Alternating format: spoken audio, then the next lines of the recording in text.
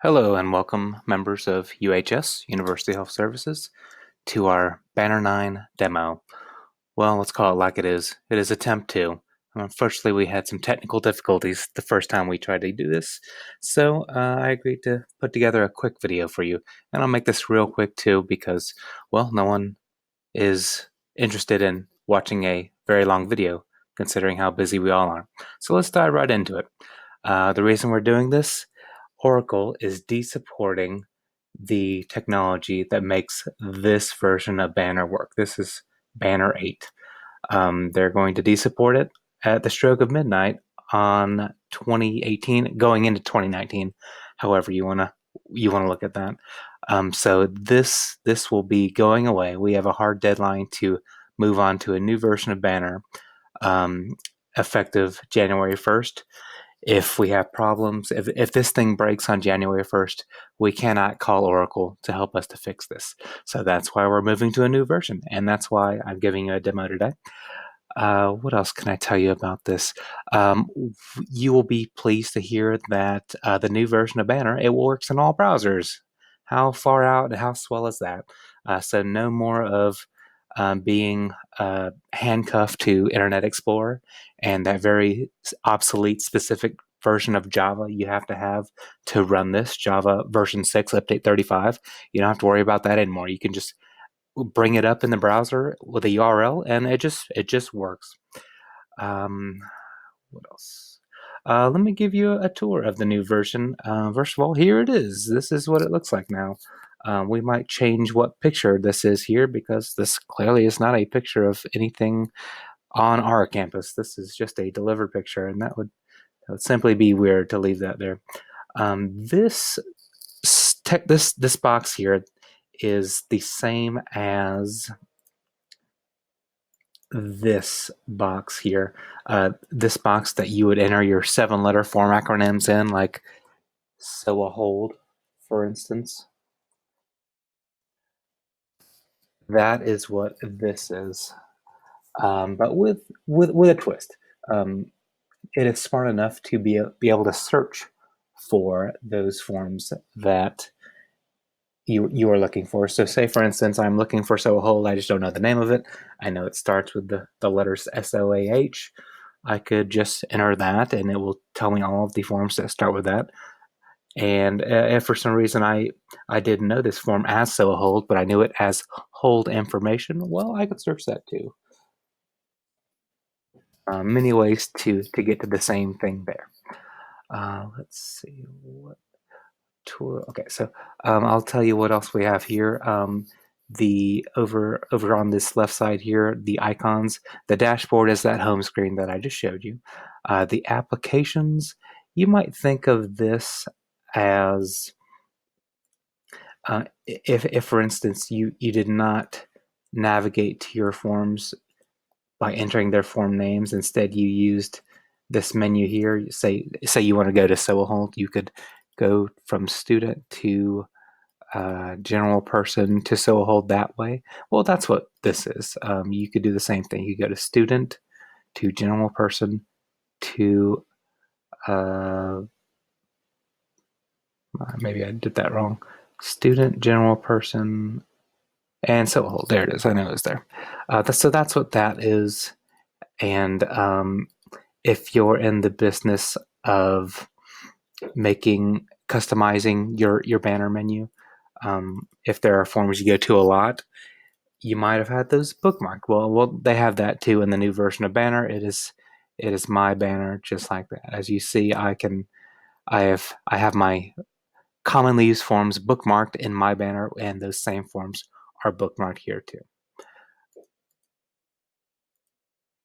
Search, that is the same thing that was on that home dashboard page. I could simply just start entering the name of a form and it will tell me the forms that begin with those characters.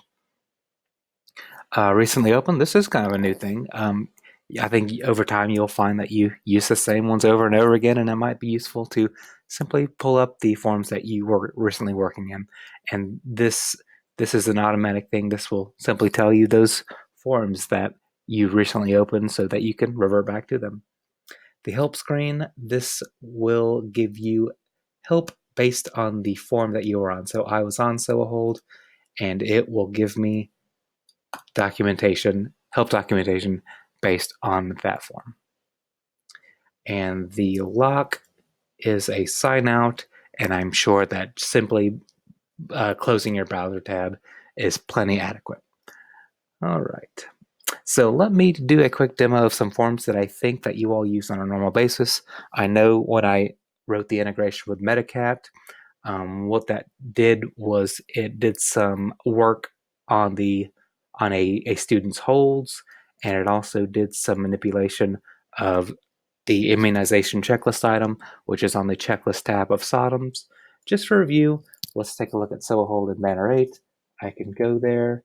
I'm required to enter a student's ID, like so. And then I can, well, I did that a little fast. So I enter the student's ID, and then I do a next block. This person, Ima here, has an immunization hold that is active because it started, today's date is between the from and to date. If I want to resolve this hold, I should put in a date that is, it is before today's date. So that'll do it.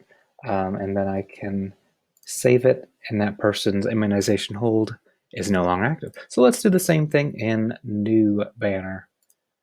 So I am in SOAHOLD. I'll start from the beginning here. So I'll go from SOAHOLD. I will enter that student ID, and the next block is this go thing. So I see here that the holds are presented a little differently. They're in a spreadsheet style format. This immunization hold I can see is active because today's date is between the from and to date. So to resolve this hold and make it inactive, what I need to do is enter a date that is between, or I need to enter a date that is after the to date. So the hold is active to a date before today. So that's what I've done. And to save, I can hit this, and if you're used to the F10 keyboard shortcut, that will work too. Here is some helpful confirmation message for me, and that is what SOAHOLD looks like in the new version of Banner. Let's also take a look at the immunization checklist items on SOAADMS. So just for review, I can go into SOAADMS on Banner 8, enter whatever ID and application term code I like, and over here, 1, 2, 3, 4 tabs over is the checklist tab. Oops, a little wrong there. Checklist tab. Here is that immunization form completed checklist item. In order to resolve that checklist item, I enter.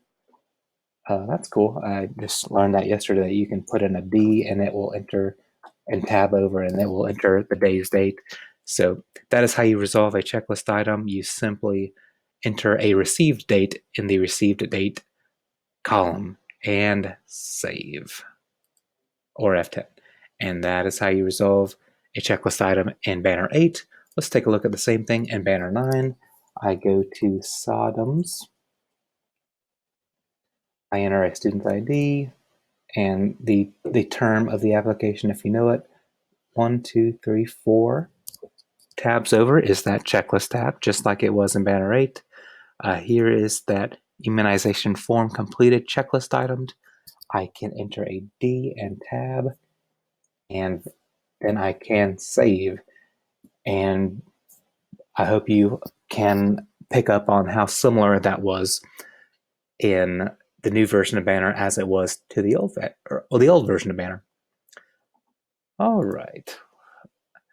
That is all I will go over in this purposefully concise demo video.